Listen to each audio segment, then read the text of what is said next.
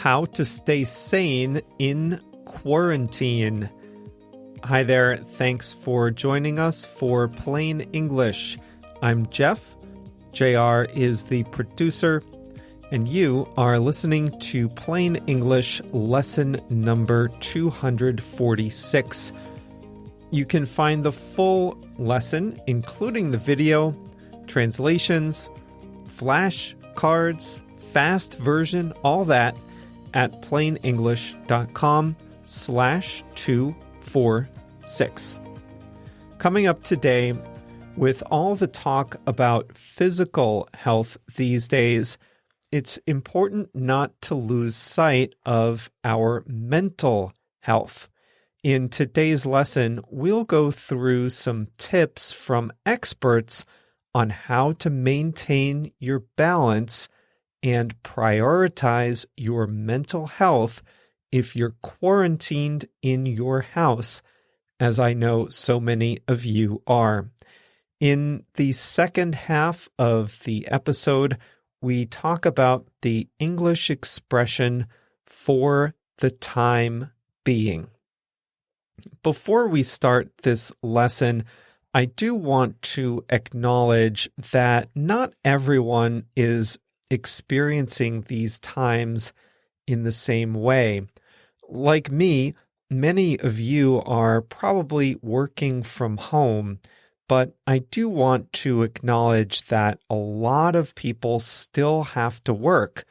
Doctors, nurses, and their colleagues in the healthcare field, those who work at grocery stores, and those of you who work in essential services like electricity, transportation, and things like that. So while we talk about how to stay sane at home in quarantine, it's important to acknowledge and thank all those people who brave the streets and don't have the luxury of staying home.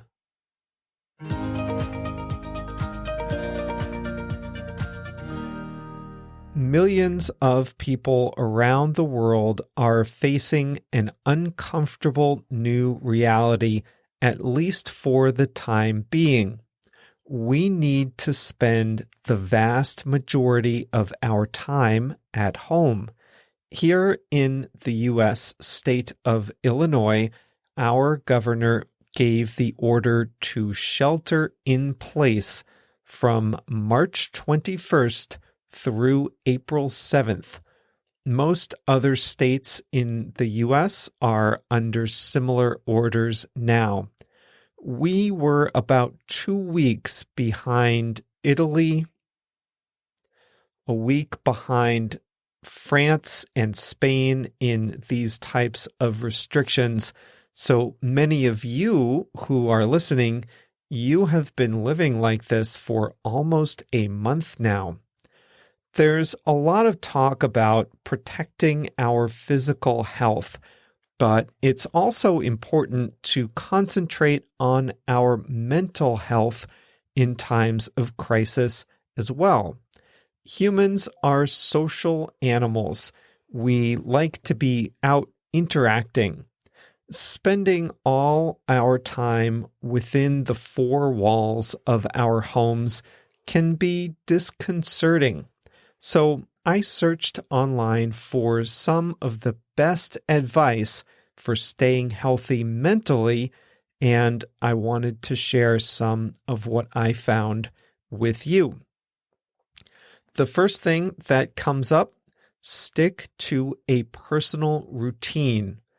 So much of the structure of our lives comes from the need to get up and go out and do what we have to do, study, work, whatever. Now that we're working from home or studying independently, we face the temptation to let our personal routines slip. Why shower in the morning when we can do it at any time of the day or even skip a day or two? why put on a nice shirt if nobody's going to see me? But experts say that sticking to a routine is important. These little rituals we go through, setting an alarm, getting up at the same time, showering at the same time, putting on decent clothes, these give us a sense of security. Our bodies have to cope with so many changes these days. Keeping a routine can help keep our anxiety in check, help us organize the parts of our day, and calm our nerves, even if we don't realize it. Another good piece of advice is to limit your screen time. This is one that I'm consciously trying to do. I now have several extra hours each day that I won't spend out doing errands, socializing with friends, or commuting to the office. I can easily fill those hours working on plain English, working extra hours at my job, or watching television. But it's important not to fill all the extra hours of the day with time in front of a screen. I think most of us will be grateful to have the TV on, catch up on movies or shows, and get a few extra hours of work. It probably isn't possible to put strict limits on TV time, but it is all too easy to fill the entire space at home staring into a screen. Plus, watching the news all the time can easily take up all your attention and just add to your anxiety. So, what can you do that's not screen time? One thing I'm committed to doing during these times is focusing on the stuff in my house. I look at my closet and I think, I'm not going to be Marie Kondo exactly, but I need to make some progress here. There are a lot of clothes I need to donate, a lot of things to throw away, and a lot of things to simply organize. I've known this for a while, but I never think, okay, this weekend I'm organizing my closet. That's just never a priority. But I find myself now, midday, looking for something physical to do to take my attention away from the screen. So working on these little home organizing and home improvement projects is a big help. I mentioned the need to do something physical. I usually like to get some exercise, but that's hard because fitness centers are closed and the weather, at least here in Chicago, is still pretty cold. I've never liked working out at home, but I've resolved to try it. I'm kicking myself for not ordering the pull-up bar that I wanted. It's now sold out.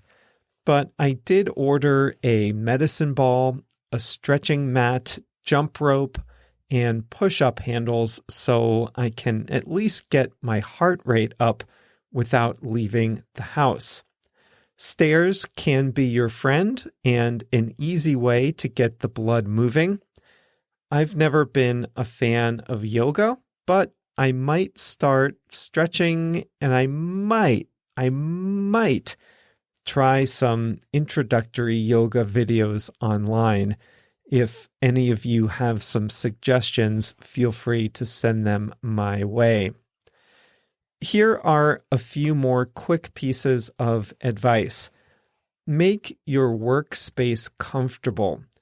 This is something I'm so glad I did. I knew that I'd be working at home a lot with plain English, so I made sure to carve out a section of my apartment just for work.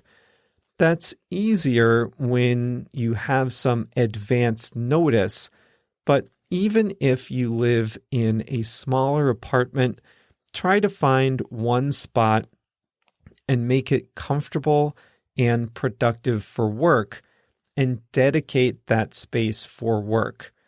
Trying to work on your bed is suboptimal, as we say in the consulting industry.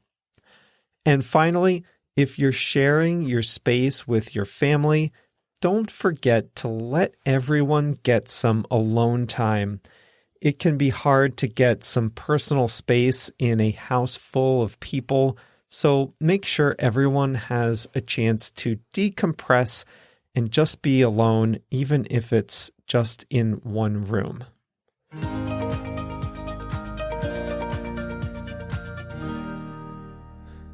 Before we get to the expression, I want to extend an invitation to you all.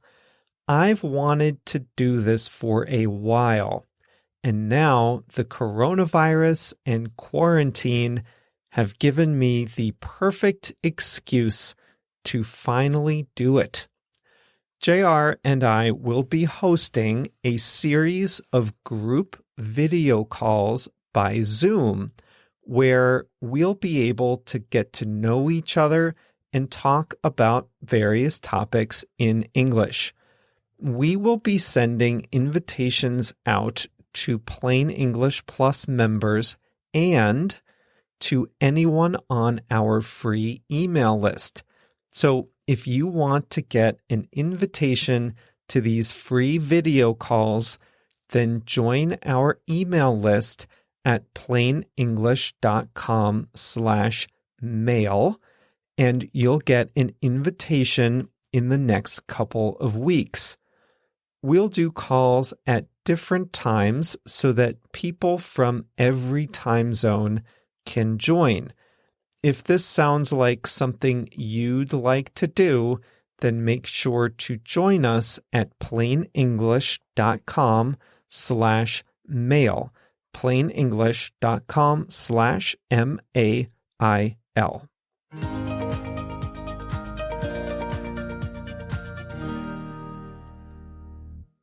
This is a good expression and quite appropriate for days like this. The expression today is for the time being. What does for the time being mean? For the time being means for a limited time. It really means that something is true now and will remain true until circumstances change in the relatively near future. We have to limit our movements for the time being. That means that we have to limit our movements now, and that will continue until things change. But things are expected to change. We don't know when, but they will change. So for the time being, we're staying home and only going out if it's absolutely necessary. As I mentioned at the beginning of the program, there are a lot of people who do still have to work outside the home, even now. Here in Chicago, those people can still rely on public transportation. That's because our trains and buses are still running on a full schedule, at least for the time being. Did you hear the way I used it there? I said, at least for the time being. That's another popular way to use for the time being. When I say at least for the time being, I mean that something is true now, is expected to be true in the future, but all that may change if circumstances change. The trains and buses are operating on a normal schedule, at least for the time being. It could be that in the future, there's so little ridership that the transit agency moves to a permanent holiday schedule with more time in between trains and buses. That's possible. We don't know. For the time being, at least, they are running on a normal schedule. We talked earlier about the importance of getting some physical movement, some exercise at home. One thing I didn't mention earlier is that outdoor exercise is still a great idea. I sometimes forget that going for a walk or bike ride or something is possible in those parts of the world that are not really cold, like Chicago is. Every place is different, but many states in the U.S. still allow people to get some exercise outdoors. You can go for a walk, a hike, or a bike ride. Many parks and nature trails are still open for the time being. That's because if you go for a walk in the woods, you're not touching many surfaces, if any, and you can easily stay 6 feet away from other people. For the time being, it's possible to exercise outside. Why do I say for the time being? Well, in parts of Europe, including Italy, they actually have restricted movement outside the home. And it may turn out that state governments decide they can't have emergency workers available to respond to calls in nature parks. They may decide that it's not safe to have people out hiking in the woods where there's a risk of injury and no free hospital beds. But for the time being, going for a hike or a walk outside is still a good idea. It's Monday, so I have a quote of the week for you. I was reminded of this quote when I was reading about the importance of maintaining good habits, of preserving some of your routines while in lockdown. And this is a fairly famous quote from a graduation speech by William McRaven. He is a retired Navy admiral, U.S. Navy, and he led the raid that killed Osama bin Laden in 2011. He gave a graduation speech to the University of Texas in 2014 that quickly became one of the best and most watched graduation speeches. More than 10 million people have watched it on YouTube, and Admiral McRaven later turned the major themes of the speech into a book. Let me give you the quote, and then I'll put a little more context around it. Here's the quote. If you make your bed every morning, you will have accomplished the first task of the day. It will give you a small sense of pride, and it will encourage you to do another task and another and another. And by the end of the day, that one task completed will have turned into many tasks completed. There's more to it than that. He develops the idea in the speech. But to summarize, doing small things well are important because they add up. They give you a sense of pride. They signal the importance you place on doing things the right way. Getting the small things right makes it easier to get the big things in life right. That's an important thing to keep in mind these days. For you, it may or may not be making your bed. Maybe for you, it's making breakfast. Maybe it's calling friends and family. Maybe it's going outside for a walk. Doing these small little things right helps us get the big things right. I'll link to this YouTube speech in the transcript of this lesson at plainenglish.com/246. Here's the quote one more time.